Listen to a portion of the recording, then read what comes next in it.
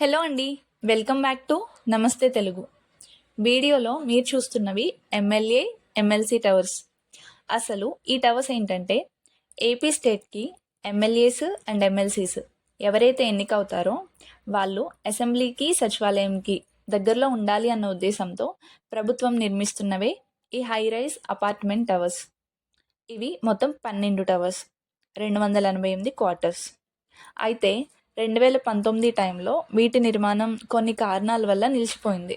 కానీ ఇప్పుడున్న ప్రభుత్వం ఈ ఏడాది అంటే 2025 చివరి నాటికి వీటి నిర్మాణం పూర్తి చేయాలి అని లక్ష్యంగా పెట్టుకుంది.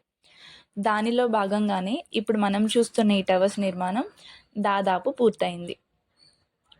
అయితే మనం వీడియోలో చూస్తున్నాము, పెయింటింగ్ వర్క్స్ కూడా జరుగుతూ ఉన్నాయి.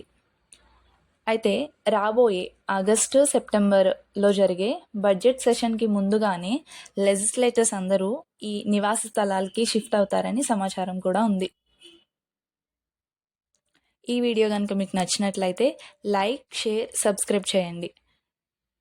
అమరావతికి సంబంధించిన మరిన్ని అప్డేట్స్ కోసం మన ఛానల్ని ఫాలో అవ్వండి.